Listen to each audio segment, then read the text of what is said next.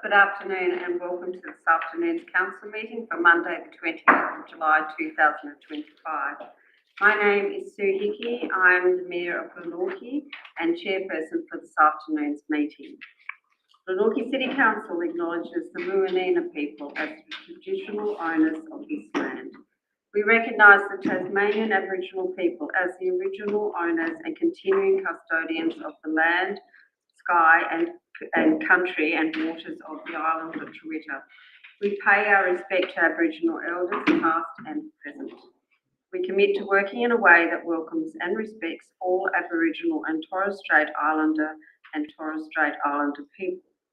Joining me in the council chambers this afternoon is Alderman Tim Marks, Alderman Peter Riddler, Alderman Justin Stringer, Councillor Molly Kendall, Alderman Russell Yaxley, our Deputy Mayor, our CEO, has actually got Tony McMullen here, so I'm sorry about that, Amelia Reali, and we have Alderman Stephen King, Alderman Stuart Slade, Alderman Josh Cogshutt, and Alderman Shane Alston. Thank you very much. Before we open our agenda, I take this opportunity to make a statement about workplace health and safety. Glenorchy City Council takes workplace health and safety seriously, and this includes physical and psychological safety. We have a duty to ensure that a safe workplace is provided for our employees, elected members, contractors, volunteers, and members of the public who may be present at the council workplaces. Council meetings form part of council's workplace, and it is expected that everyone who attends council meetings will behave in a polite and respectful manner. Council has endorsed a statement of intent setting out how we as elected members have agreed to conduct ourselves in representing the people of Glenorchy. In accordance with this, any disagreement should be expressed respectfully, remembering both during debate and decision making that we are elected to represent and serve the people of Glenorchy and to make our city the best it can be. Finally, I note that the open section of this meeting is being live streamed and an audio-visual recording of the meeting will occur in accordance with Council's recording of council meetings policy. Members of the public are not permitted to make audio-visual recordings of council meetings. We have 20 items on our agenda this afternoon, and agenda item number 1 is apologies, and I'm very pleased to say we have no apologies for this evening. Confirmation of the minutes of the open section of the last meeting. Thanks very much, Alderman Tim Marks. Seconded by Alderman Stuart Slade. Do you have anything to start debate on, Slade? Sorry, Alderman Marks. No? Anyone else like to make a contribution? No? In that case, I'll put it for confirmation. All those in favour? Thank you. Carried unanimously. Announcements by the Chair. Today I have been approached by different media outlets to comment on today's front page in the Mercury. I want to address the story about Glenorchy being the local government area with the largest losses on electronic gaming machines. This is not a badge of honour for us. We do know that, like many communities, poker machines can and do impact people's lives. This is obviously extremely concerning, particularly when we know that the people who can least afford it are losing money. I believe these figures demonstrate a case to whoever forms government that stronger harm minimisation is required, particularly in communities like our own. There is very little as a council that we can do about this matter, but we do have a statement of commitment on gambling, and all it really says is that we will be advocating for dealing with some of these machines in our city, partnering with organisations who deal with the fallout and who also advocate for removal, and engage with our community and service providers and businesses. So that was a matter of concern for today. Now the pool, the repair works have commenced, and an outline of the project plan has been posted on the council's website, so you can see it there on the screen. We promise to keep everyone updated as we progress through this whole renewal of that pool. Youth engagement. We saw good youth engagement during the recent school holidays, with many young people joining in our daily activities on the front lawns of the council. The high-profile policing through Task Force Respect is continuing to show good results with positive feedback from community and businesses in Glenorchy. Whilst that picture there only shows 4 children, I think it is, and 4 youth. There have been times when there's been 50 or 60 out the front, which is wonderful to see. I want to thank Council's youth engagement officers for the work they are doing with young people to engage them in positive activities and also to refer them to the supports and services they might need. Youth engagement is a continued commitment of this Council. Delivering programs to improve opportunities for our young people is a priority action, as is seeking funding and developing a project plan for a Glenorchy Youth Hub.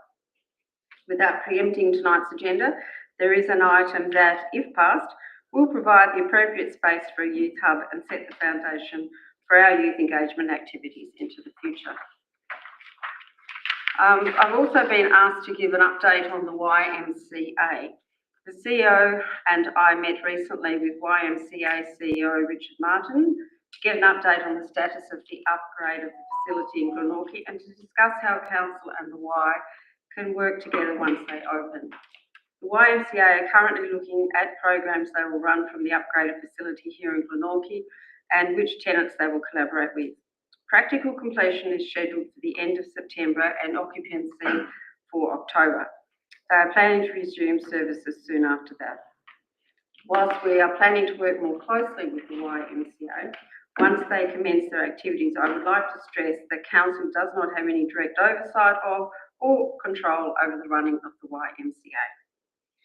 Now, the main road Moona facelift, Council is planning a project to improve the Moona CBD. A forum to engage with traders about this project, the Main Road Moona Amenity Program, will be hosted by Inspiring Place at the Moona Arts Centre at 5:30 p.m. next Tuesday, the 5th of August. So it'd be great to see people come along to that. Invitations have gone out to some of the Moona traders to participate in this event and help shape the future of that Moona shopping precinct. Keeping the community up to date, we're continually looking at ways to keep community up to date with what we are doing here at Glenorchy to make it a better place. You may have noticed on our social media platforms that we are building an impressive library of videos that demonstrate the depth and breadth of what goes on at Council. These videos are proving to be very popular and helping to drive up our digital engagement. If you aren't on any of these socials, these videos can be viewed on our website. Simply search for community videos and you'll be taken to the library. North Chigwell Soccer Hub, next Tuesday, 5th of August, Carol Brown, that should be Senator Carol Brown, and I will officially open the North Chigwell Soccer Hub. There's a beautiful photo of it there. This project has seen the construction of new change rooms, club rooms and public amenities. It was funded by the federal government with a $12.8 million package that was split between the KG5 and this project. And that's it from me.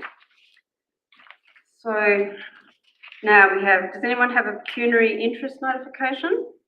Yes, ma'am. You do? Thank you. Item 9. Alderman King, item 9. Thank you. Anyone else? No. 5 is response to previous public questions taken on notice, and there are none. And now we're going to open for public question time. But before we do that, I have to state that this is an ordinary meeting of the Council for the primary purpose of elected members debating and deciding on Council business. In accordance with local government meeting procedures regulations, Council will allocate 15 minutes during each Council meeting to invite members of the public to ask questions relating to the activities of Council. Council's full policy is stated in the agenda, but I would like to bring to your attention the following rules. Members of the public are to announce their name and residential address before asking a question, which will be recorded in the minutes. Questions are to be put succinctly and in the form of a question, not a comment. Questions must not be inflammatory, abusive, defamatory, contain a personal attack or otherwise breach any rules of the meeting which have been explained by the chairperson. And the chairperson may limit the number of questions asked by each member of the public in order to ensure that all members of the public wishing to ask questions will be given the opportunity within the allocated time frame. So I'm going to try and limit it to 2 questions each. And as chairperson, I have the responsibility to maintain a safe environment for elected members and council staff. And I think that's about it. Thank you. So I appreciate your cooperation in ensuring we run a very tidy meeting.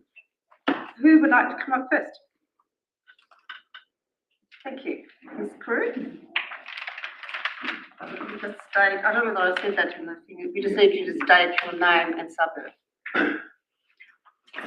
Marla Crew, Naval Post, Glenorchy. My question relates to the proposed transfer of the Golden Years Club to the Salvation Army and the reciprocal transfer to the Salvo's current building in Terry Street to this council for the establishment of the Youth Hub. After having done the research, I think that it's a fabulous idea in principle. However, I'm perturbed by the council proposing the transfer of the Golden Years Club to the Salvation Army and the acquisition of their Terry Street property in return, with council considering paying an additional adjustment amount. In my humble opinion, considering the size and the saleability of the main road site in comparison to the Terry Street site, the math doesn't add up. Have both sites been valued by the Valuer General, or has one site been valued commercially and the other by the Valuer General? Right, because this issue is going to be debated later, I'm going to pass this to the CEO. Thank you, Mayor. I can confirm there will be independent valuations undertaken on both properties by council initiating one and by the Salvation Army initiating one as well. Right, on both sides. And will they be valued by the Valuer General, or would you get a market valuation as well? It'll be a market valuation. All right, thank you. Thank you. Sorry, Mayor.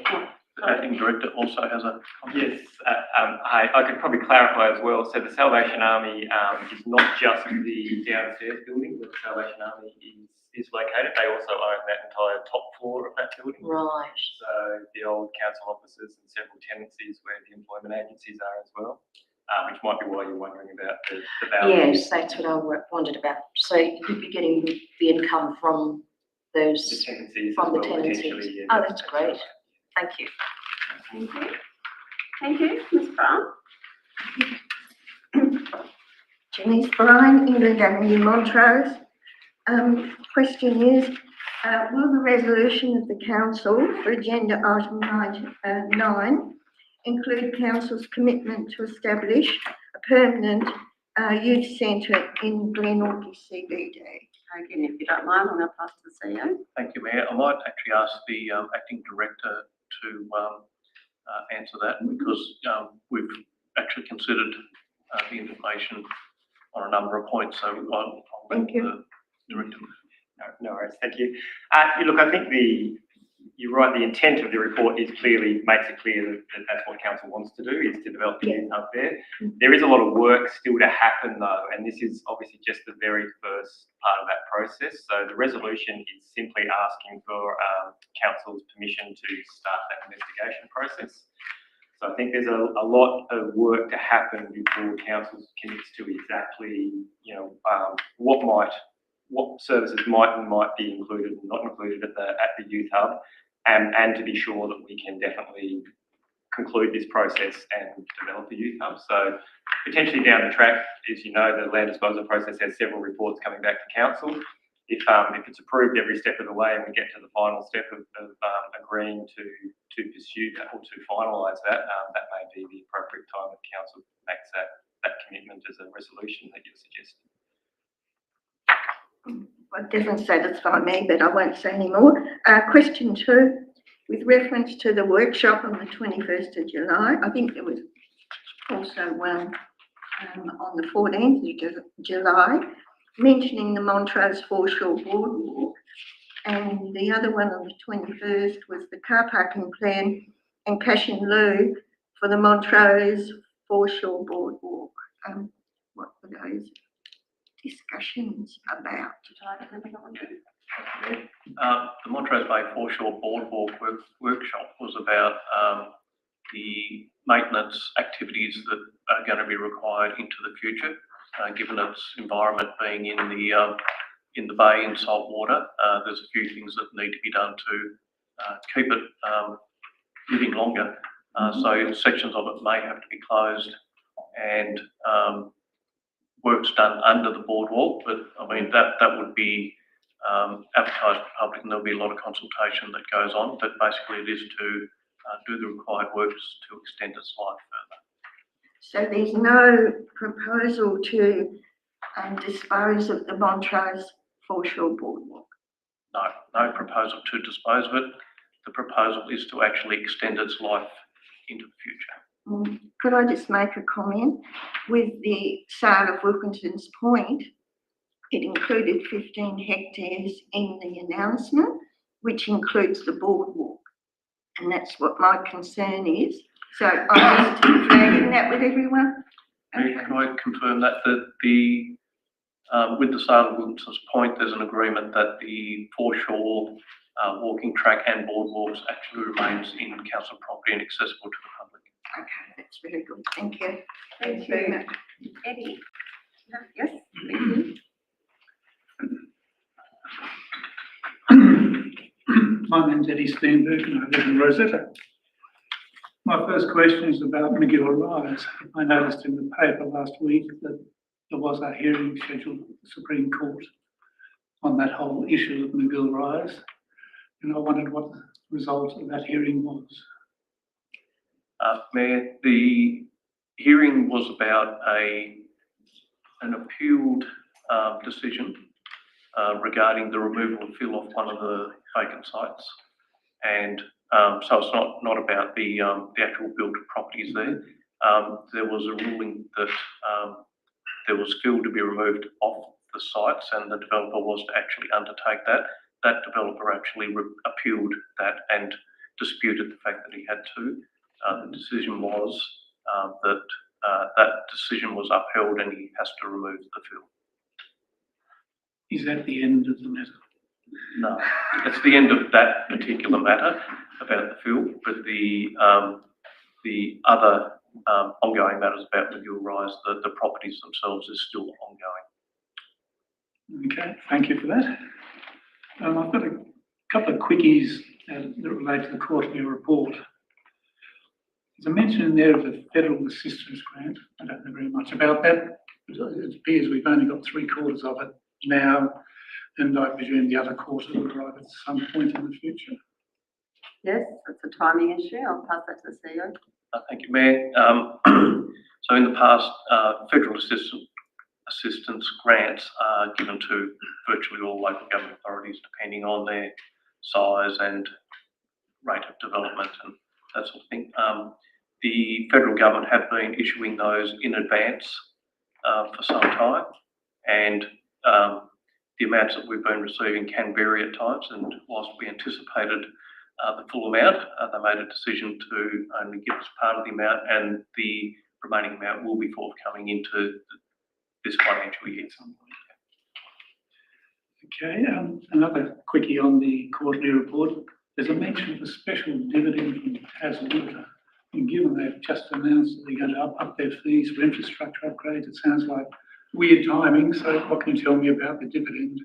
Yeah. Thank you, Mayor. The special dividend is the catch-up, if you like, or the payback from when the dividends were held back during COVID. So it is to bring us back to where we should be, because the amount that Taswater thought COVID was going to cost didn't eventuate. So basically they held back dividends, so now they're actually paying that back to us. So that's finalising the special dividends. Councils are owners of Taswater, so therefore we do get a dividend back on our investments. A special dividend ceases, and we'll just get the usual dividend from here on in. Okay. Just a quick corollary to that. Council won't be expected to actually contribute to these infrastructure upgrades in any way, will it? No, they have their own financial plan, and some of the major upgrades may involve loans into the future for that infrastructure, and councils are expected to fund any of those. Third quickie on the quarterly report, it mentions... You can add up, but anyway, please proceed. I'm trying to keep it really quick. It mentions a consistent underspend on employment costs through the year. Why? Go for it, CEO. So with the recruiting process with some positions can take a little while. Whilst it might fill someone might retire or leave, and then the process takes a little while to fill those. So it does see a bit of an ongoing vacancy rate. It's not deliberate, or we don't have restrictions on employing replacement positions. This just seems to be naturally occurring. In saying that, there are some professions that are harder to recruit at the moment. So sometimes you might advertise, not get anyone, and then have to consider another advertisement for the same job a little bit down the track. Okay, thank you. And the final question, I looked at the attachments to the agenda and I looked at the minutes of the Job Hub Steering Committee. I've got no idea what it does based on its minutes, so what does that committee actually do? Mayor, I might ask the Director of Community and Corporate Not to take that implying one. any misbehaviour, I just minutes, just don't tell me what it does. So the Jobs Hub is funded from the state government, and it's it's an open door policy to encourage employment within the Glenorchy LGA. You're bound by that. And we, under the terms of the grant, we need to form and maintain a steering committee to oversee the growth and development of the Jobs Hub. And that's the role of that steering committee. The Mayor sits on the steering committee and is the voice, as well as a couple of managers. And really it's about where's the Job Hub going, how is it performing, where's its next avenue of growth, all those normal type of things, operational matters. Is it corollary? Does it actually make decisions? Operational decisions? We're bound by the grant agreement as to what we deliver and how we deliver it. So there's limited scope in terms of, it's not obviously a free enterprise, but it is, obviously we have a state government grant and a funding agreement attached, and we need to deliver in accordance with that. Yes, and Eddie, to give you Thank you. extra comfort as the chair of that, the Jobs Hub, it's a tiny group of staff who really work so hard, and they are totally devoted to connecting people with long-term unemployment issues to meaningful jobs. Don't get me wrong, I think it's great. It Yeah. does a great job. I just want to know about this. Yeah. And I'd also like to add, they really do go beyond the normal type of job placement issue where some people are not employed because of lots of social dysfunction in their life, so they get them help with their mental health and homelessness and all sorts of other issues. So it's a really fantastic organisation to have in our city. Great, thank you very much. Thank you. Thank you. Okay, item 7 is petitions addressing council meeting and deputation. Do we have any, CEO? No, Mayor. Okay, item 8, activities of the mayor and deputy mayor in some cases. Anyone like to make? Thank you, Alderman So moved. Slade. Thank you, Alderman Alderton. Alderman Slade, would you like to open commentary? I'd like to say, Mayor, that another busy month, but what's noticeable is that the attendances are at more diverse things now. So if you look back 5-10 years ago, they were pretty straightforward where the mayor would go for things, or the deputy as well. But they are changing, and everybody wants to like that pound of flesh in a nice way to see each one or whatever. And I think it's good. I think it just shows you that people are getting a better feel of local government. But there's certainly a change, and certainly bigger than me. Thank you. Anyone else like to make any comments? Yeah, thank you, Mayor. So I'm just curious, Friday, the 4th of July, you participated in a meeting with Mary Partland, I assume that's the Executive Officer from Cycling South, and our dear friend Councillor Ryan Postlett in regards to Tasrail Greater Hobart Cycling Plan, I assume with our CEO. Are you able to expand on what that was about? Yes, basically both of them are passionate cyclists, and they discuss conversations they've been having with the state government trying to get funding back. I think this is correct, isn't it, CEO? Yes. We attend so many meetings just to make sure I'm talking correctly. So they were talking about how they could get a greater share of funding, and also for all councils. They are a statewide organisation, and also very complimentary of our recent cycling plans that we've sort of suggested and the priorities given to them. So basically, you know, they're looking to make cycling in Tasmania safer for all vulnerable road users and also to increase active, safe, accessible transport. Right, so they're doing a bit of heavy lifting, so we could very well be the beneficiaries of funding out of this. Yeah, Potentially well, what's happening? there is talk even at the local government level, whilst I was at the conference on the weekend, saying that they'd like the state government to commit to the previous funding that they had for cycling. Do you have anything to add to that? Thank you, Mayor. The active transport fund, the state government had about $1.6 million in it, and it was available for grants applied for by local government and based on a plan that each of the southern councils had developed. Coming into this latest election and budget, that active transport fund disappeared. So there is a bit of an advocacy plan to try and lobby the government to get that back. Also, part of the discussion was about using the unused parts of or parts that are not planned for use in the immediate future of the train line to see if that could be used for a cycling link to particularly, try and get out to the Bridgewater Bridge. So that's also something that they have a vision for. However, after discussions with the state government, they still have visions of the rapid bus network going north. Thank you. And if I could just add on that, at the local government conference, Northern Midlands Council did a presentation on their council, and what was really impressive was the amount of work they have put into cycling paths in recreational areas and connecting up to all of the different areas within their municipality. It was really impressive. So it's not just the big councils trying to make cycling work for their citizens, but some of the country ones as well. Any other questions? No, in that case, I'll put that motion. All those in favour?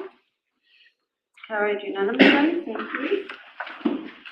Now we're going to move on to, thank you, Alderman King. Item 9, investigations into the potential disposal of 314, that's the former Golden Years Club, 316 and 322 Main Road, Glenorchy. Can I have someone move this motion? Thank you, Alderman Alderton, followed by Alderman Cocksharp. Alderman Alderton, would you like to lead? Yes, thank you, Mayor. Look, I'm fully supportive of this investigation, simply on the grounds that it's beneficial to both council and the Salvation Army. If we can achieve, for starters, our long-term plan of establishing a youth space and a youth hub close to the CBD, and by doing this particular exchange of land with Salvation Army, it also benefits them in allowing them to remain in our community and provide a wealth of services to our community. And that's about all I've got to add, Mayor. Thank you. Thank you, Deputy. Yeah, I think it's a question. Just to clarify, through you, Mayor, regarding number 314. So that's directly related to the one of 370, because we're obviously talking about 316 and 312 as well. So I just want to make that really clear in terms of what is being disposed for what. Mayor might refer that to the acting. Yes, thank you very much, Luke Chu. No worries, and I appreciate it is somewhat complicated in the way we word the resolution. So 314, which is the Golden Years Club building and just the immediate area around it. So that's proposed for a sales swap agreement exclusively dealing with the Salvation Army. The reason we've separated them is if that property swap doesn't eventuate with the Salvation Army, then 314, the Golden Years Club building, is not going to be proposed for disposal otherwise. So it's only proposed for disposal if this property swap can occur. The other two properties, the old Bowls Club, the old Croquet Club, 316, 322. So they are also proposed for disposal. Again, via an exclusive dealing with the Salvation Army as part of the total property swap / sale arrangement. However, that one's separated out because if that falls over with the Salvation Army, those properties, i.e. 316 and 322, are still proposed for disposal. As you know, that land's been vacant and underutilised apart from the Farms Society that's using the old building on the corner, and a little bit of car parking for licensing. So that's why it's separated out for the two. So everything goes to plan. The 3 properties would be disposed of to the Salvation Army for a swap of the Salvation Army building and all those upstairs tenancies. If that falls over, then 314, i.e. the Golden Years Club, would be retained by council, and we would just continue to lease it to whoever we think is the best, community service, whilst the other 2 would still be proposed for disposal because they are so underutilised. Okay, no worries. Thank you. Just another one if I may, Mayor. So we, just to make sure that in terms of if they are disposed and the valuations are done to market, that any plus and minus will be brought back through to council to have understanding. Just want to clarify that as well. Yes, that's right. As you know, we normally give valuations to you out of session just so that we're not influencing the market. In this instance, there's no real need to do that if it all proceeds as expected with the Salvation Army, because the proposal is simply to get 2 sets of commercial valuations, work out the true value of the properties, and then just to adjust the difference. So yes, that will be brought back to council, and I believe Mayor. Okay. That's great. Thank you, Mark. I could just make a comment on it. It's excellent and proactive use of this. Obviously, we've been chasing and looking for a youth hub for a long time. So this, for me, presents a really positive move. It's an intelligent move, and it's one that can really shape the future of our city in both sites if it potentially goes ahead. So it's excellent. Certainly, the youth hub's been a passion of mine for a long time. So it's great to finally see some progress with this. And obviously, there's many more important conversations to be had, and so we want to hear from the community.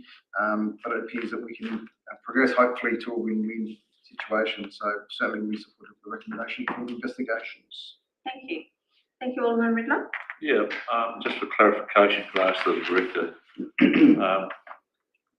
1/370, is that top floor and bottom floor? Because they're on strata titles, each part thereof. So shouldn't we have 2 bits? I believe I understand that is the address. 1/370. For both the whole of the top floor and that part downstairs. Sounds a bit odd. That's my understanding, but if that's incorrect, certainly Need to the check intent that, or the please. entire part Me- is owned by Salvation. Leo? I can clarify that. It is correct. So there's 3 tenancies or units. One is the upstairs, downstairs. 2 is the post office. 3 is the optometrist and the other part.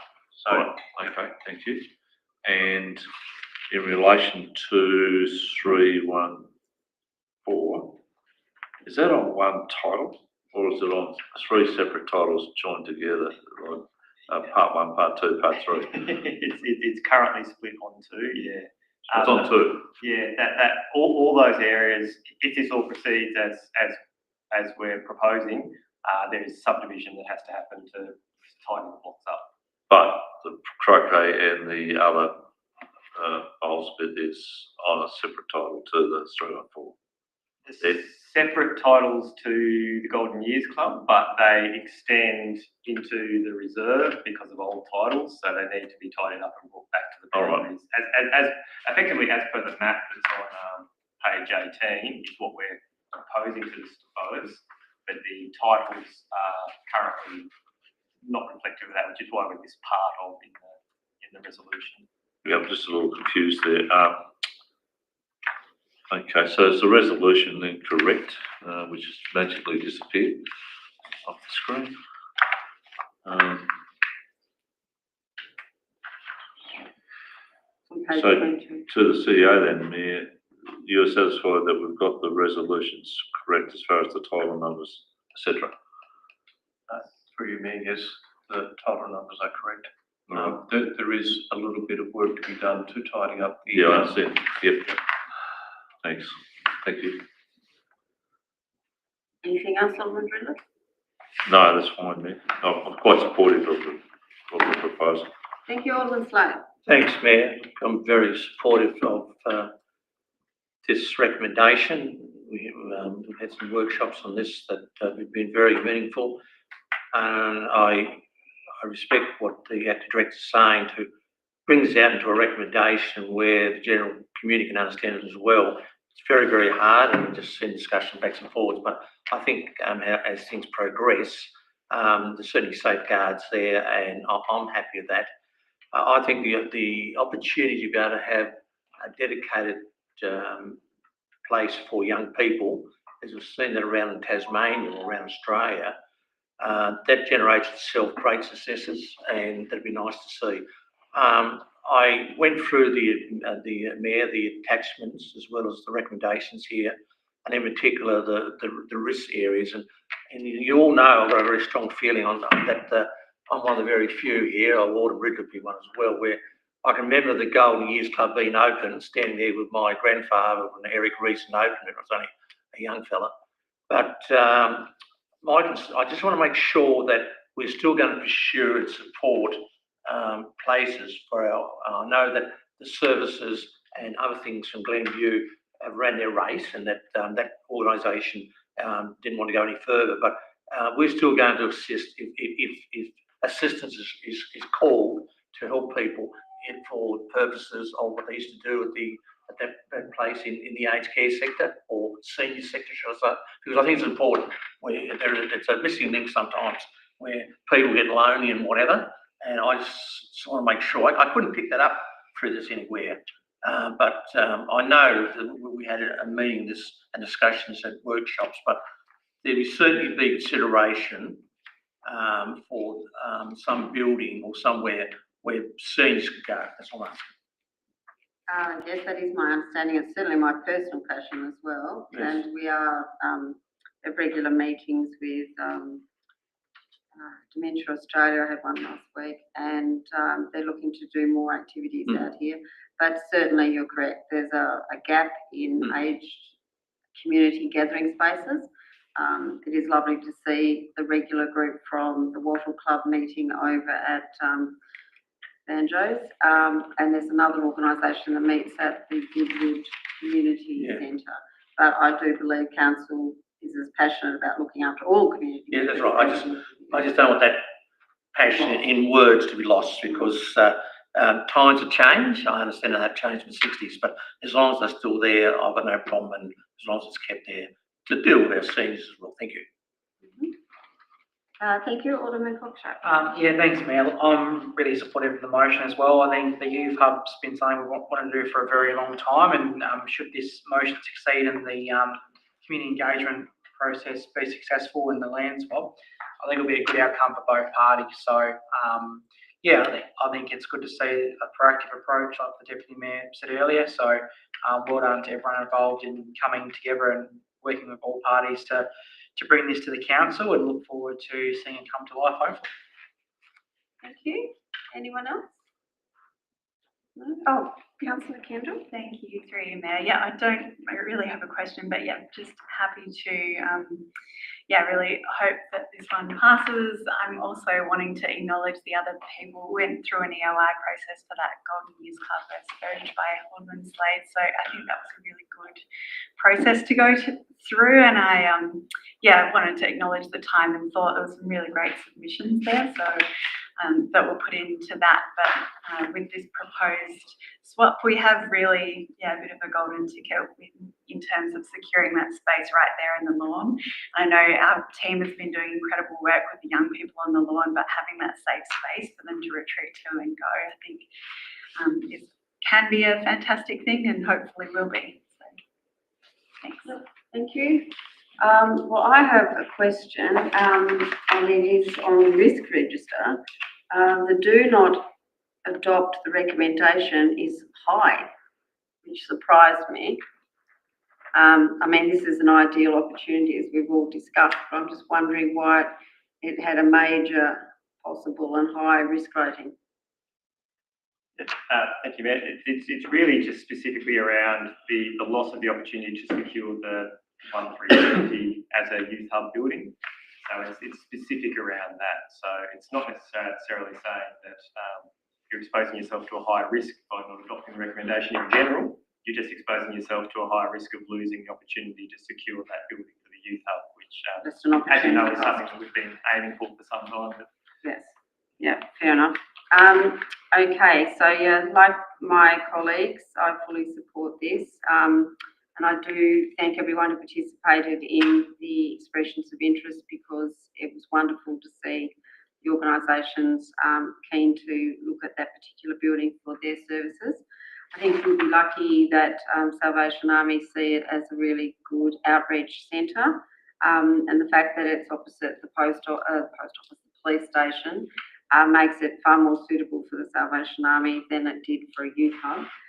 The fact that we will have a modern, contemporary and safe youth hub right here where our officers operate and where it's supported by our security members and the police force is fantastic. And I do share Alderman Slade's opinions about, that we still keep spaces and safe spaces for engagement and activities specific for our older cohort. So, I think let's get on with this. It sounds like I know it's only the first step on a ladder, but it's going to be really good if it comes off. And I think the other thing too to point out is that these other two blocks of land, there's a cost to just sitting on vacant land. They have to be mowed, they have to be secured, you have to make sure they're safe. And it's a waste of opportunity that land could be used for a much higher purpose, i.e. housing or some other community use. So I think it's timely to look at that kind of vacant land that's just costing the council money, sitting there doing nothing and not providing any benefit to the community. Sorry? You don't like that idea? Okay. Well, I personally believe that it's an opportunity to look at if we can get higher value for that land, as in housing or some other outcome. But certainly the main road one for the Salvation Army sounds really good idea. Yeah, and if they take the lot, well, they obviously have been great contributors to the communities in their housing supply as well. Okay, so that sums it all up, and I'm going to put that motion to the vote. Can I close the debate, please, ma'am? Yes, you may. Sorry. Thank you. I'd just like to close the debate. By further adding, I thank the input from my colleagues around the table. I just want to reassure the community it's important that this is a process of investigation. It's a process where we have workshopped this extensively, where we've come up with a plan to finally give Glenorchy the potential to have a youth hub. The community will have a say. There will be community engagement. So that's important that message needs to get out in the community, that this is, at this stage, only an investigation of potential disposal. Everybody will have their say. Excellent summation. Thank you. Okay, on those strong words, I'll put it to the vote. All those in favour? Carried unanimously, and we'll ask Alderman King to join us.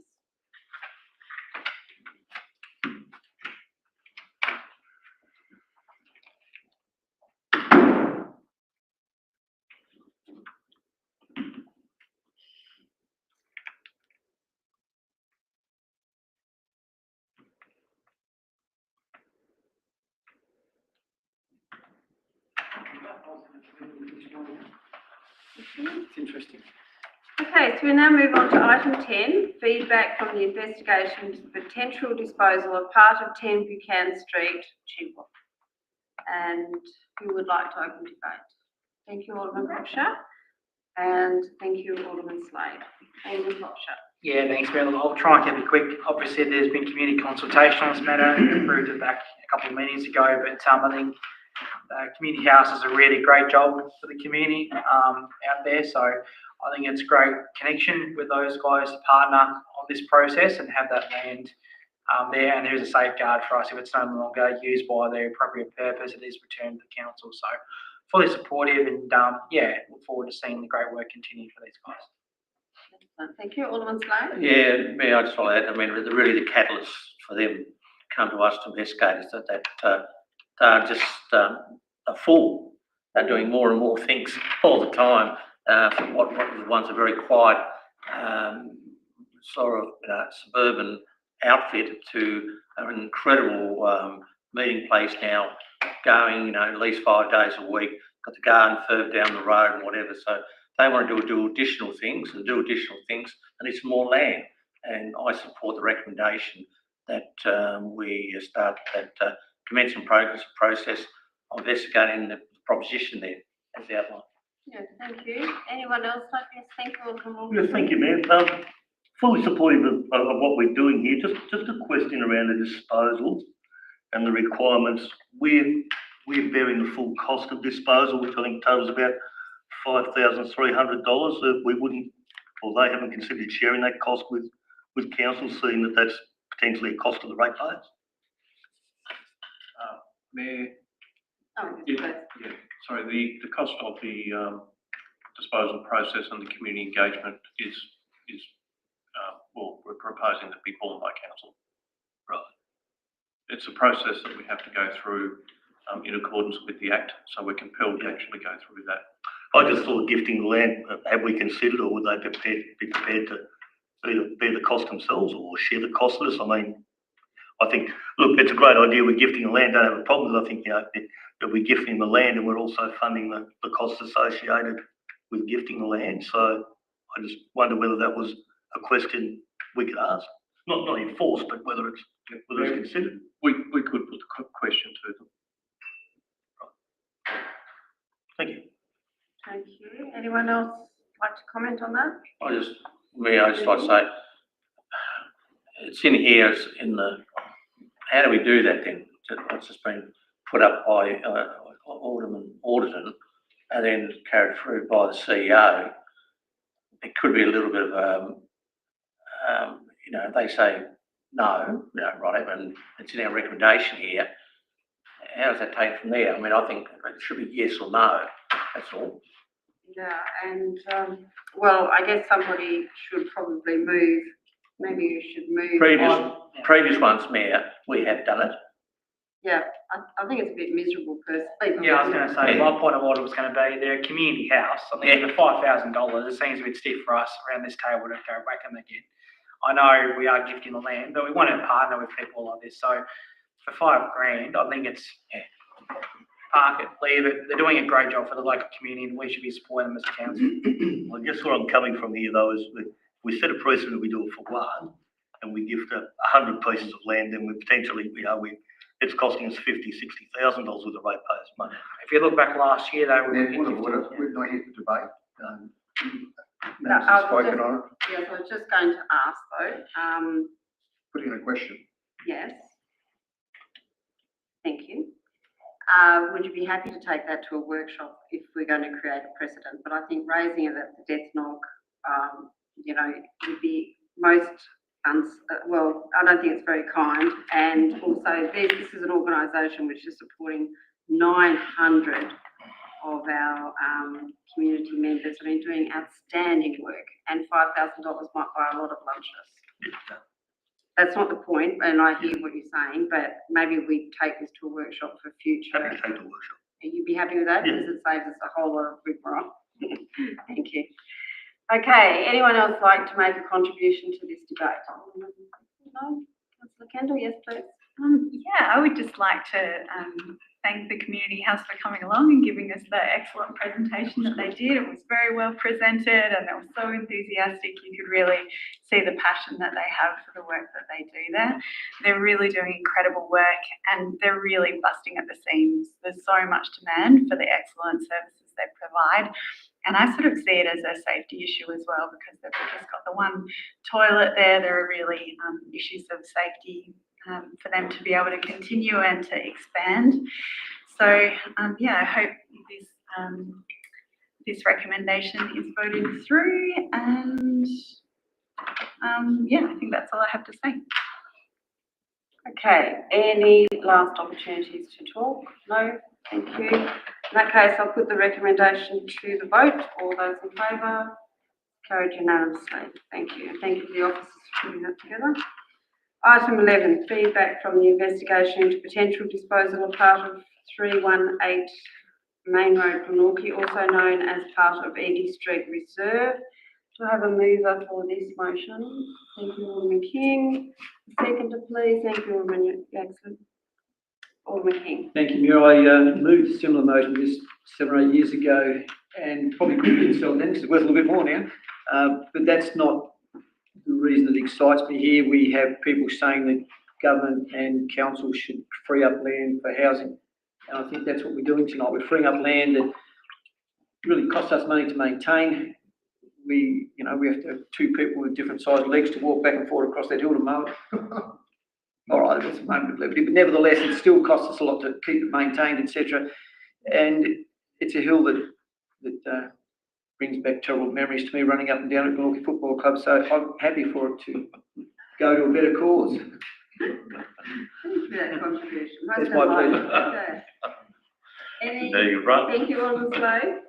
Yeah, look, I think it's responsible of us to go through the process, but, you know, I mean, outside, seeing how hard everybody else is doing in Australia and the awful wars, the third item is always housing in Australia. And I think if we can do it in our own city and provide an opportunity where some parcels of land is a parcel that can perhaps be used by an organisation or organisations for the purpose of housing, and I support any housing. It's not this housing. Housing should be for everybody, all different mixes and whatever. And I think it's good that the intent of this recommendation is fully supported by me. Thank you, Alderman Cocksharp. Yeah, fully support. Fully support the recommendation again. Being proactive in regards to housing in the city. So obviously we're in a housing crisis. So everything we do from that perspective, I think that's great. So no doubt we'll keep scanning through the municipality and trying to find these little lots of land to bring up at future meetings. So well done.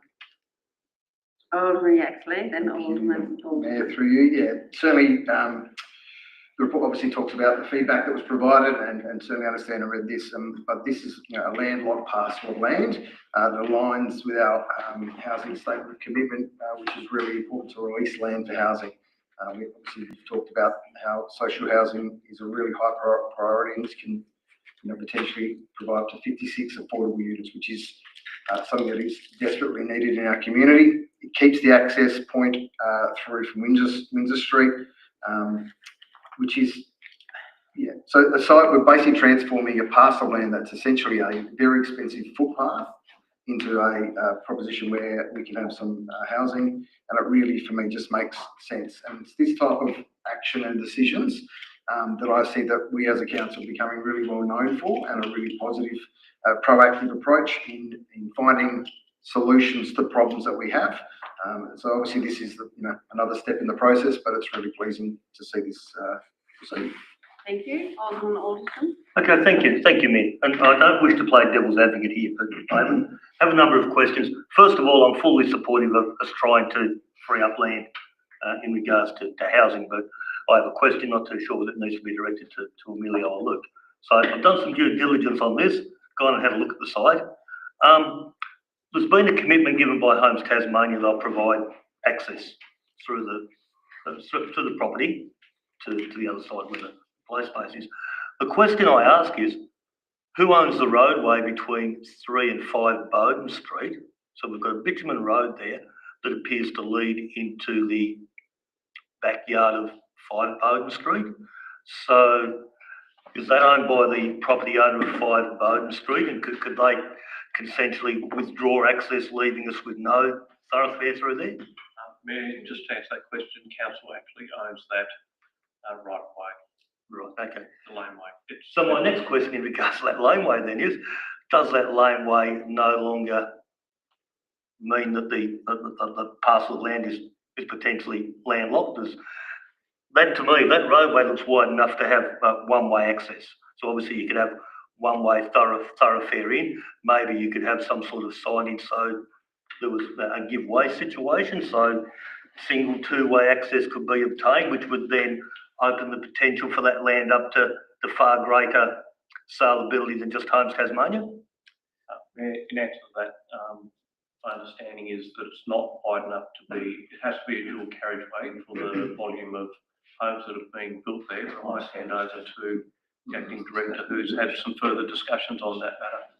Yeah, thank you. It's a combination of issues. It's the steepness and its width and the number of units that are proposed. So it wouldn't create a compliant access in itself. So it's okay for a footway. It's okay for some of those residences to use at the top to get access to the back of their properties, but it wouldn't be a compliant access for the number of units that would fit down there. Right. And do we also know why 11 years ago we didn't go ahead and develop this particular land for housing or? Yes, Luke? Thank you. So council didn't really formally propose it for disposal. They released a master plan for that Edie Street Reserve that talked about potentially selling that land to fund the redevelopment of the sports ground and the club rooms. That generated some community concern and resulted in a petition going around of the surrounding residents saying, don't sell this land. We don't want it to be developed. It's interesting though, because this has gone out specifically for a disposal. It's been sent to all those surrounding properties, not just surrounding it, but in the broader area, advertised on the internet and everything as well. And we've only had, I think, 20 people write in opposing it or raising concerns with it. So whether or not, it's hard to know, but I think community sentiment's probably changed around affordable housing. I think there's a much greater appreciation over the last decade as to the dire need for affordable housing than existed a decade ago. We actually did have one of the people that ran that petition back in the day come in and talk to us about it and provide some feedback and talk it through, and they actually support the proposal. They just had some concerns around retaining the access, which is part of what's proposed here. So they actually are quite happy with it. Similar issues that were raised around that petition. It was around the loss of open space, the loss of the footway was the biggest issue, and yeah, just that we don't want affordable housing in our backyard kind of view. So similar sort of issues that were raised, but this time around, it's clear that there's a commitment to maintain the footway, which has perhaps helped. So you say 20 people, so that still equates to 80% of respondents opposed to this development. If you go on, we had a total of 35 respondents, is that correct? Yeah, that's right. That sounds about right. Keep in mind though, it's not a survey just asking the general Glenorchy municipality, do you support this, yes or no? It's asking for people, particularly those that are affected in the direct area, if they have concerns with it. So it's really more of an objection process. We don't actually ask people to write in with their support. I mean, some people do, as about 10 of them did. So I just caution using it as a poll in that regards to gauge community sentiment. But it does clearly show that 20 people did raise concerns with it. But as we've outlined, I think those concerns are things that we can manage in the sense that there is quite a lot of council-owned open space in the area. The footway would be retained. There is a need for housing, and that land is zoned as in a residential. It's not open space. So. Yeah. Now, if I could just briefly speak to the motion, I'll let somebody else have their turn to ask their question. So I just want to point out, I've had a number of residents that live around this particular land reach out to me, and I've asked the question back why they're opposed and concerned to it, and the simple reason that you've had so much opposition is because of the uncertainty of what's going to be built there. They honestly would have liked to have seen maybe an artistic concept from Homes Tasmania. I understand there can be no plans, but a lot of people have approached me and said, there's no artistic idea. We don't know what we're getting there. We honestly feel that the current type of dwellings that they have in Oakley Court that extends through, there's really not enough space to continue along with that style of development. So they do have concerns and reservations around the height of what might be built there. They have concerns and reservations with this state government, who we get, what we get. We could end up with a DAP process, and council might sell this land to Homes Tasmania, but have no say, no control over the planning process. So I just thought I'd just like to raise those points of order in my debate here. Thank you. Appreciate that. Thank you. Anyone else? Thank you, Alderman Riddle.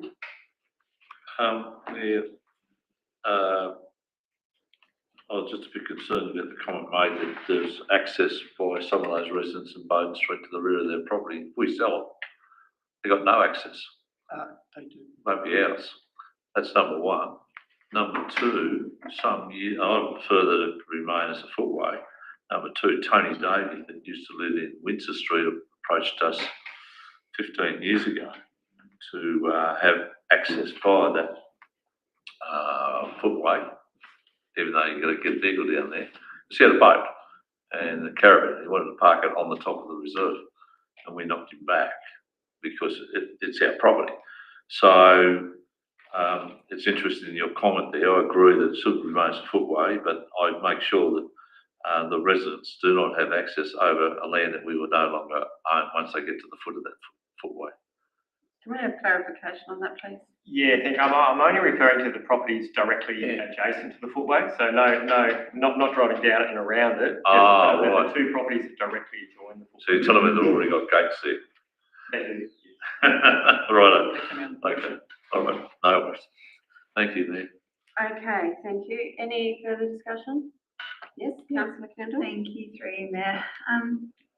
Yeah, so just acknowledging the fact that we've got 3 land disposals on our agenda for the night, but yeah, and maybe acknowledging a bit of community wariness about that. And so just putting that message out there that I really think that these 3 land disposals that we're discussing tonight are all to extend really good work that's happening in the community and really big needs that the community has, like social and affordable housing. So happy to see this come up. And the footprint in terms of, as the Deputy Mayor's mentioned, it's really a landlocked block. There's not much you could do with it in terms of what other development could happen there.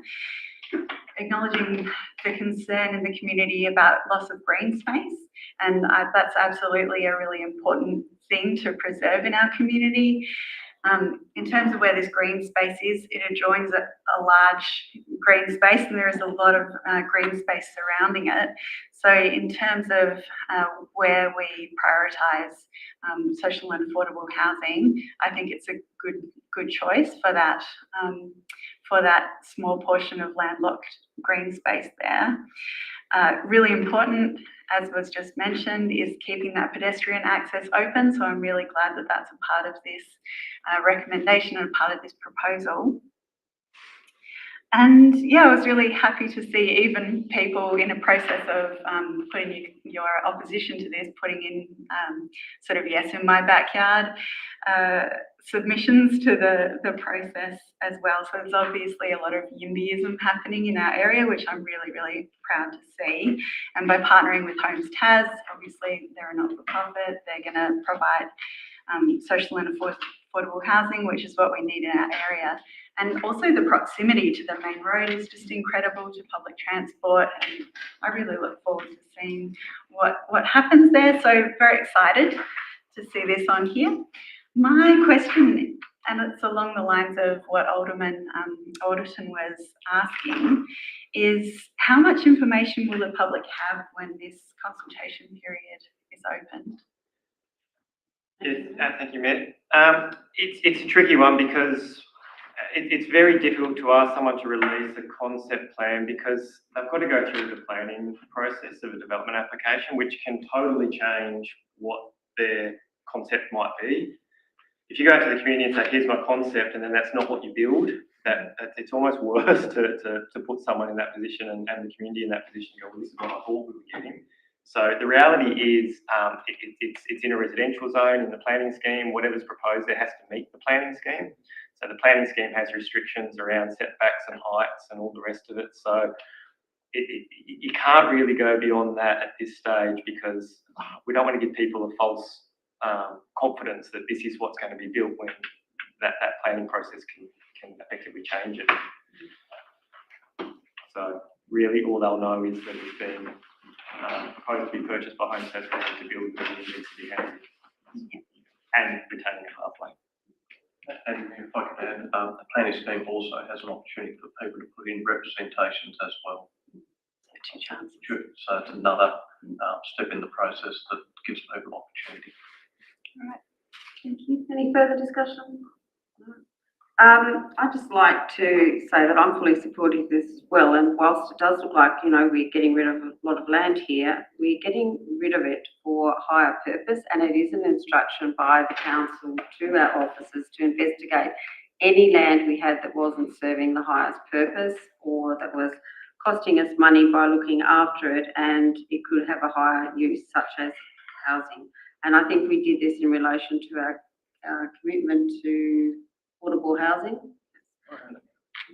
Yes, and so this has been a long time in the process. While 3 of these have landed all in one night, they've actually taken a long time to get to this point, as the Section 178 is a very lengthy process. So I know approximately 12 months ago, we said to the council, please get on with it and start identifying plots of land. And we do have some that have loads of complications, and perhaps you could give an explanation on that, please, Theo? Thanks, Mayor. Covenants, etc. We do have a list of vacant land or underutilised land that we have on a work list, I guess we'll call it, for disposal. But I guess all of the easy to dispose of land has been disposed of, so a lot of what we're left with had either covenants on them, or they've been reserved for highways that are no longer going ahead, or they were reserved for public open space that are really not used because they're right in the middle of a residential area. So we've got to work through the process of making them fit for residential use. So it means lifting covenants, removing highway easements, and converting them from public open space. And so that adds an extra layer of complication on top of the 178 process that we have to go through, which takes a number of months to work through. Thank you. The other thing that I like about this is that this is an opportunity to provide modern and safe and affordable housing for quite a lot of people. If, the deputy said 56. I did ask that question recently and couldn't get an answer, but if it's anything like that, that'll be a brilliant outcome for the city. And as Councillor Kendall pointed out, very close to transport. We know 10% of our population has no access to a motor car or cannot afford one. So getting people to jobs via public transport, it also builds that case for improving our public transport. And this is not a donation. This one does have a payment via the Valuer General's valuation. So I think it's a great time to work with Housing Tasmania to get more people into houses. It's got to be the greatest legacy where this council can do when we're responsibly managing public resources. The other thing that came up in the people who made contributions was a request for a dog park. That might be something that falls out of this process. And we are very conscious of maintaining green space in our city. We understand the health benefits of that. So these are particularly targeted properties that have some really important relationship back to giving benefit to our community that we as a council seem to be united before the vote to supporting. So all I'd like to see now is that this gets sped up and we actually get something popping out of the ground sooner than later, because there's clearly a dire need for housing. So with that, I'm going to go back to Alderman King. Would you like to sum up? Thank you, Mary. Again, I appreciate the discussion around the table. As far as an underutilised piece of land goes, there's nothing having a suggested dog park on a hill like that. I can't imagine too many people being excited walking dogs on a hill of that nature. I think we were very well educated as far as the workshops go. I think most of the questions that are asked tonight were actually covered in those workshops. So this piece of land is definitely not required by council, and it's required by 56 potential residents and their families who can walk to the local facilities, the doctors, the supermarkets, whatever it may be. So this is an ideal opportunity for us to assist other people getting into a home. As you said, the sooner the better. Thank you very much, Alderman King. With that, I'll put this motion to the vote. All those in favour? And did you have I'm abstaining. You're abstaining? Okay, well, so it's not unanimous. So we have Alderman Tim Marks, Alderman Peter Riddler, Alderman Justin Stringer, Councillor Kendall, we have the Deputy, we have the Mayor, Sue Hickey, we have, I was going to say the CEO, we don't have the CEO, we have Alderman King, we have Alderman Slade, we have Alderman Cockshut, and now I have to put a vote for negative. Yes, because it's voted into the negative. All those against this motion, or do I say all these people abstaining? Against. He's abstained, but it's passed. It's a negative vote. Okay. Well, is to say, a correction is to say I abstain, and you have recorded that it's an abstention and it's treated as a negative.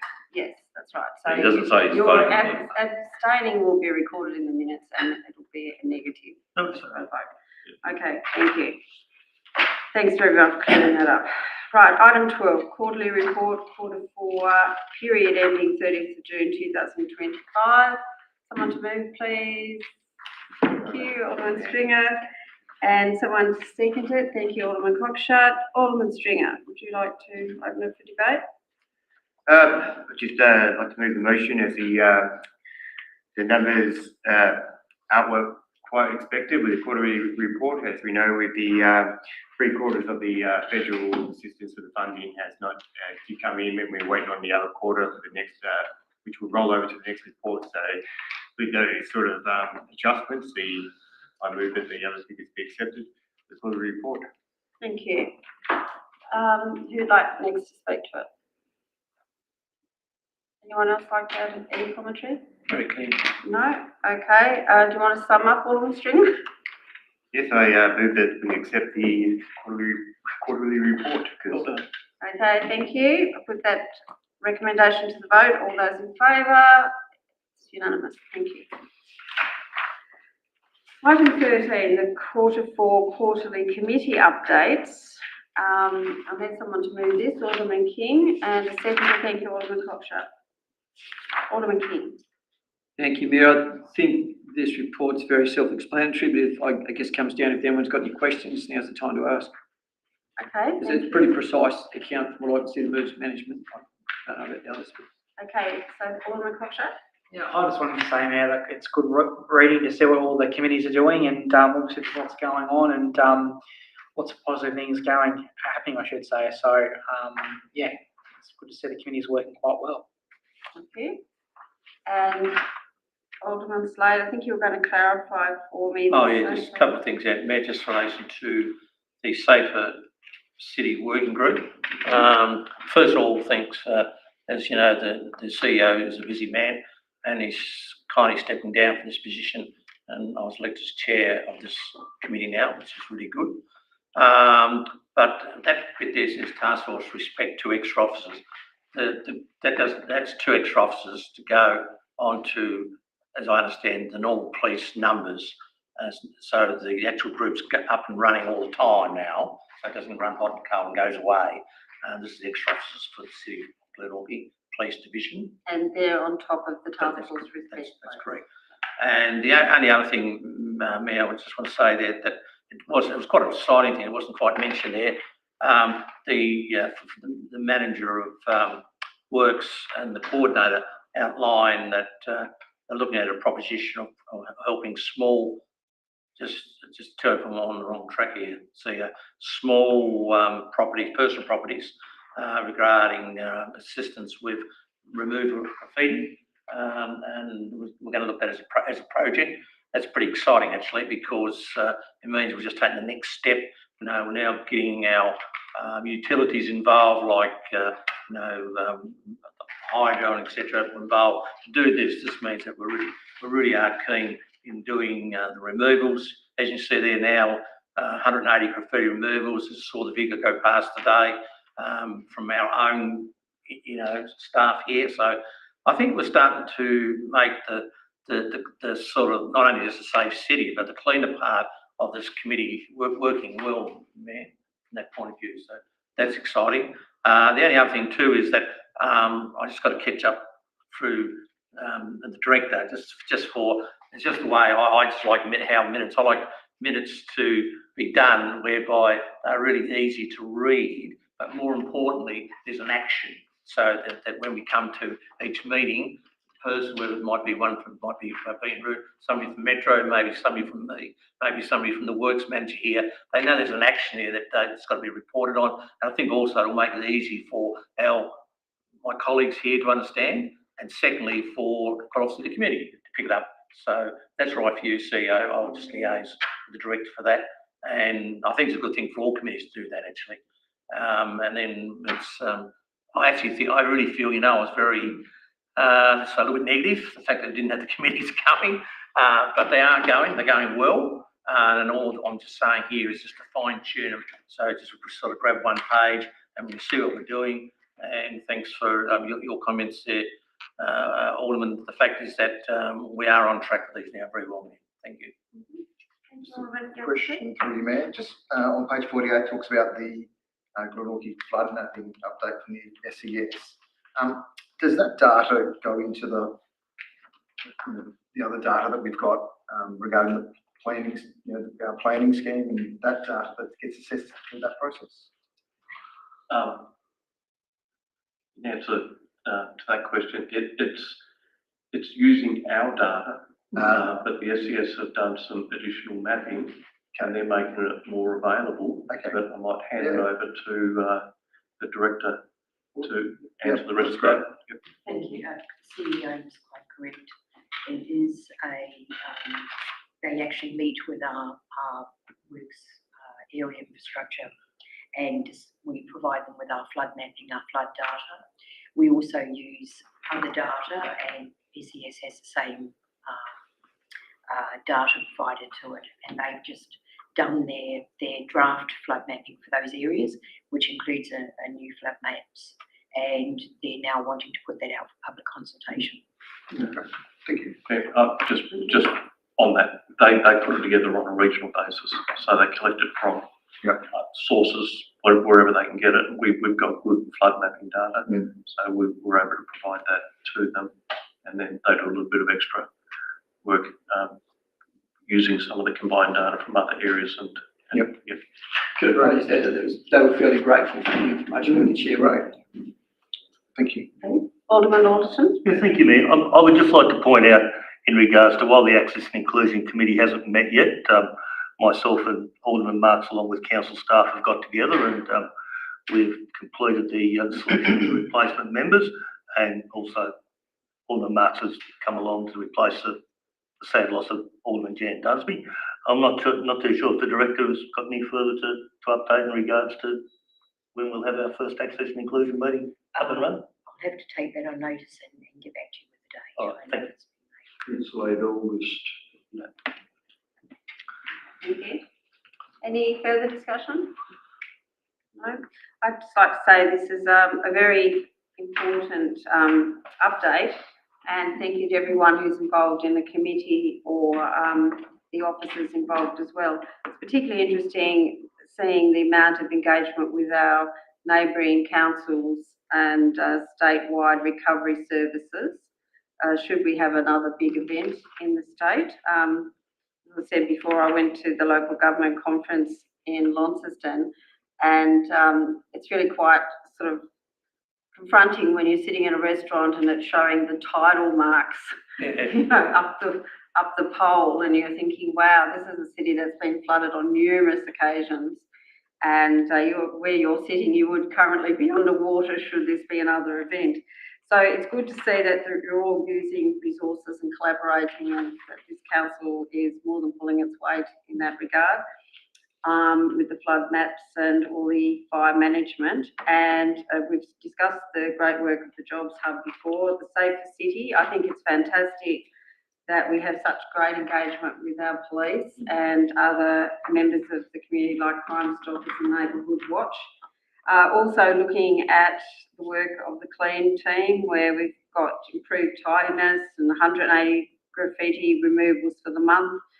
Disappointing to find that syringe fines are being having to be tracked now, but thank you for doing that.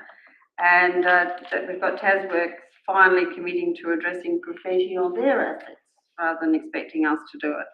So it's a very good report, and I thank everyone for that work. It's reassuring to know the vital work that the council does for its community that I think a lot of people outside this bubble don't get to see. So we have the recommendation to receive a note. Oh, yes, please. Thank you. You've got a lot to say. Well, I just want to say first, it's a pleasure to work with the committee that I had the opportunity to chair. Director Tracy and all the council staff are brilliant, and the other services that come along are brilliant. The synergies between us, as you said, and other councils, just brilliant. The way everyone recognises the importance of that particular committee. I know the other committees are all working hard as well, and it'd be great for the public to be aware or more aware of what we do in these committees. It's not just something we do for the sake of it. We hope we're never needed in the Emergency Management Committee. I recently attended a night at the SES over at the Eastern Shore, and to see the readiness that they have there and the volunteer force that they have there to serve the general community, not just us. They did ask me to pass on their thanks for the funding that we as a council give to them. All councils fund, or the local councils fund our SES. People, any of you are welcome to come to our Emergency Management Committee meetings and see what goes on and see the preparedness of the group, the committee that's there. And we're in as good a state as we could be. That's what I would say. Thank you. Thank you, that's a great contribution.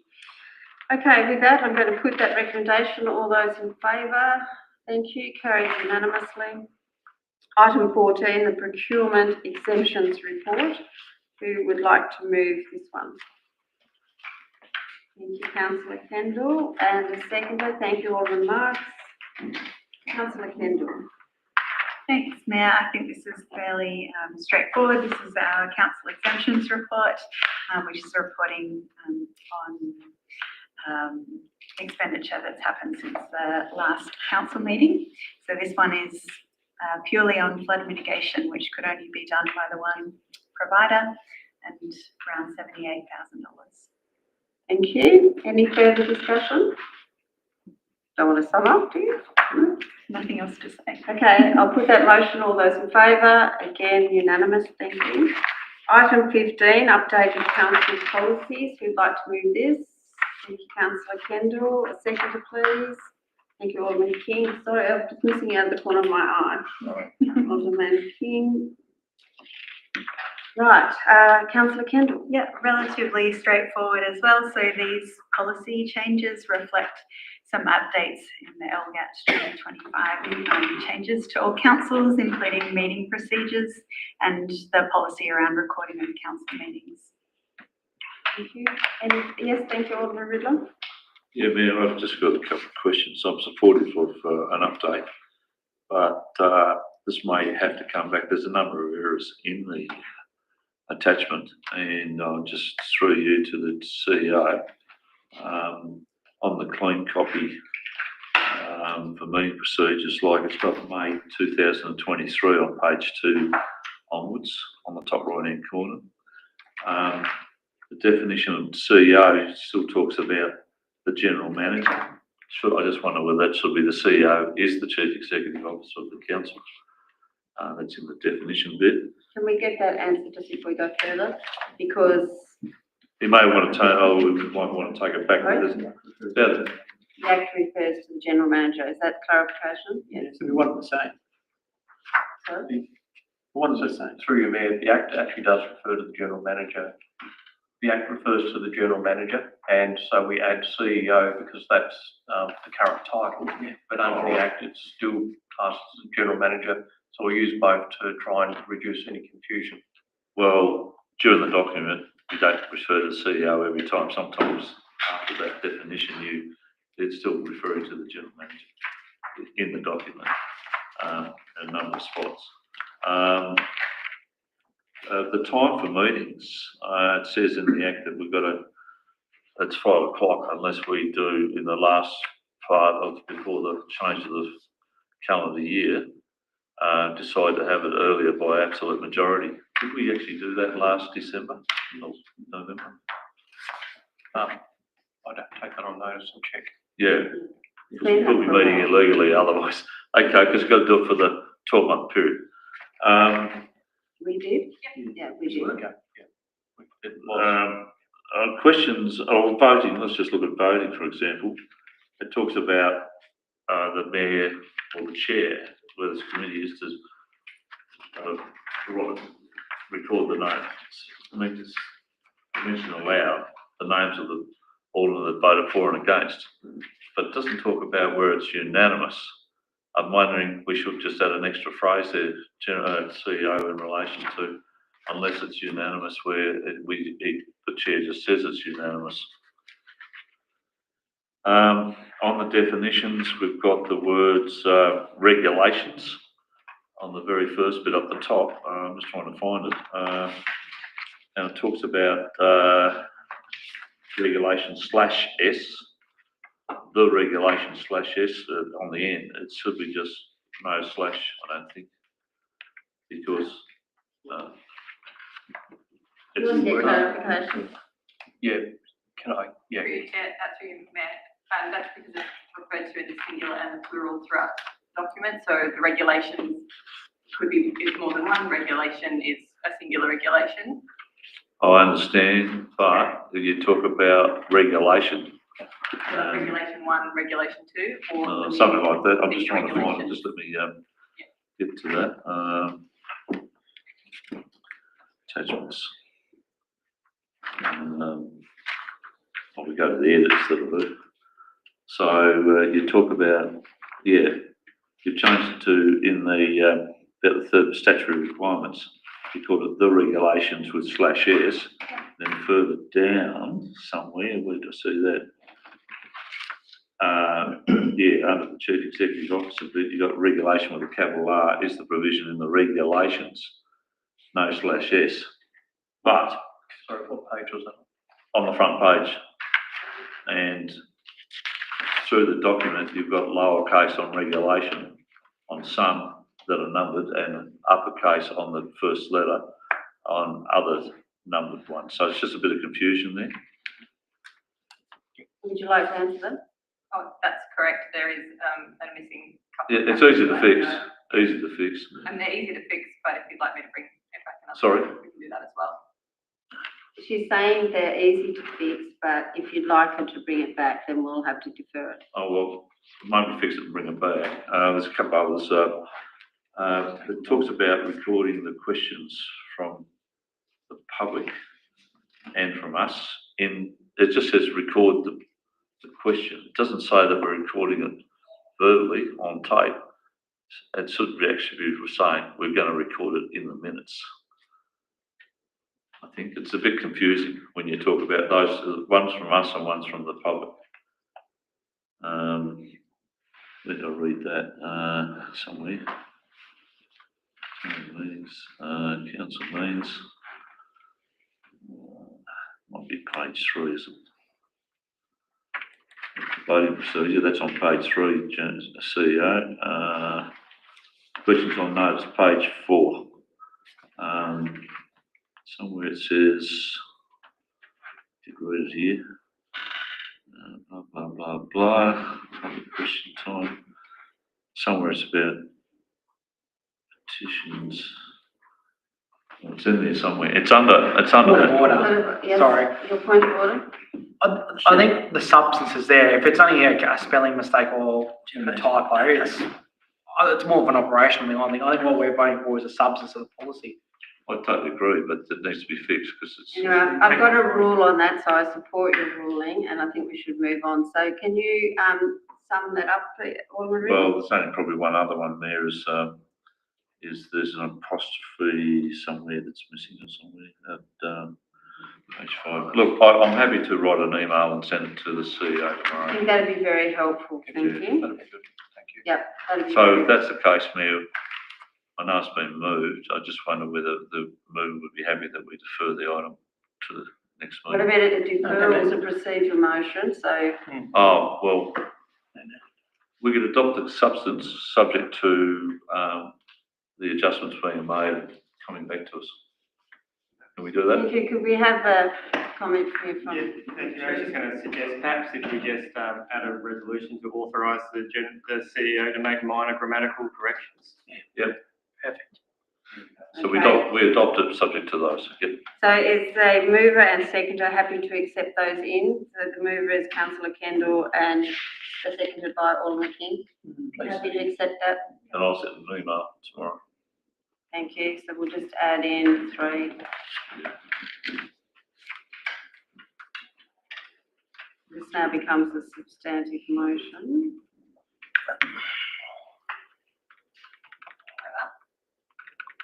Happy with that, Alderman Riddler? Happy with that? Do the policies or? Yeah, that was to make minor grammatical, and that's all we need to do. Thank you. That's good. Okay, everyone understands that now. Does anyone else want to comment? No comment. No, thank you. Councillor Kendall, would you like to add anything to that? No, thanks. No, thank you, you're all good. So there we have the amended motion or the substantive motion now. All those in favour, please raise your hand, and it's carried unanimously. Thank you.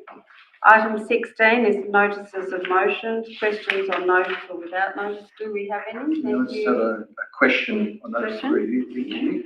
Just a question around the KG5 sporting precinct. That area or that space has many, or it's attached to many master plans.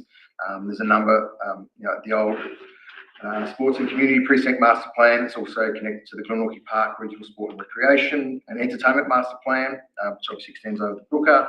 We've also got the Glenorchy Sport and Recreation Strategy 2040. So I see this asset as a really strong and wonderful asset for our community, but I feel like it's a little bit disjointed at the moment. And I'm just hoping that we could possibly perhaps a report be brought back. It's obviously changed a lot as well. We've got the potential of a new swimming aquatic space. The soccer grounds are now complete. Obviously, what we talked about previously, the YMCA redevelopment is finishing soon. All the clubs that are involved in the actual area there, and obviously a lot of potential in and around the area. So I guess my question, that could a report be brought back to council potentially next meeting to look at creating a refreshed master plan for that area. Happy to say that? Yes. Yes, yeah, we could accept to do a report and do a review of the master plans for that area, because there are a number of master plans and overlays that were done when, during COVID and when there was stimulus projects and money available. But, the My State Bank Arena and the Wilkes Point plans have obviously changed a lot. So we'd be happy to do that. As far as timeline goes, we may need a little bit more time to bring it together, but definitely happy to put a report together and bring it back to council. That'd be great.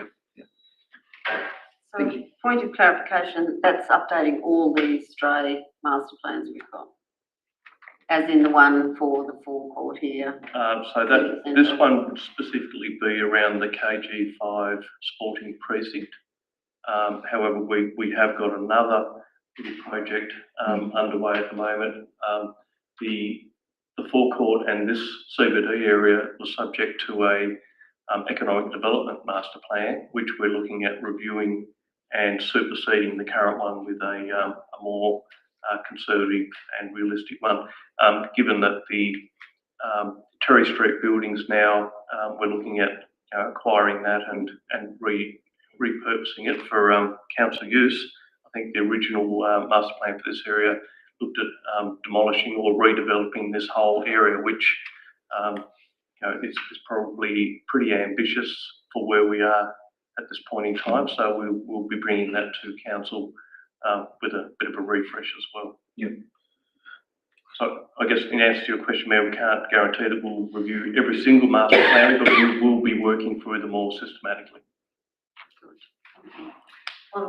Thanks, Mayor. I've got a pretty similar question, and I might go with one another. So on the 2nd of May, there was an article in the Daily Telegraph about the redevelopment of KG5 cricket ovals, which could see growth in the northern regions, which I'm all for. And it was mentioned that there was a partnership with Andrew Wilkie MP, the Glenorchy City Council, and GHD, which I'm not sure what that stands for a new clubhouse and an indoor 4-lane indoor net centre and updated club rooms, which supposedly the article says Andrew Wilkie has secured funding for. Can the council please update elected members on the plans for the KG5 cricket centre at a workshop and progress, because it's something that the community is dying out for. I was at a meeting yesterday with some local sporting clubs, and apart from the Swishers indoor nets, which are closing down, there's only the North Hobart Cricket Centre and Kingston for an indoor facility for sport. So it's something lots of clubs are crying out for, particularly for pre-season training when it's before the summer months. So I can see there's plans here on the article, which I can share with you if you like, but I'm just keen to seek to understand where this project is in its life cycle, because I think it would be a great project for the city. But I would just like some more information how we can get that going and partner. So. Mayor, I could answer some of that just to make sure that we're all on the same playing field. Yeah. The cricket club have got a vision to build themselves a new facility down at KG5, and they're looking to replace their old club rooms that are there now. And they have talked to us about this. There is a considerable investment required, and they would like indoor training nets and improved facilities for the club. They are totally reliant on getting grant funding to build that, so it's just a concept proposal at this stage. They did discuss with Andrew Wilkie, and Andrew did ask us for an estimate of costs, which we did try to provide based on just a very rudimentary concept plan that they had. But there is no commitment from the state, federal governments to provide that funding. But we are continually working with the cricket club to refine their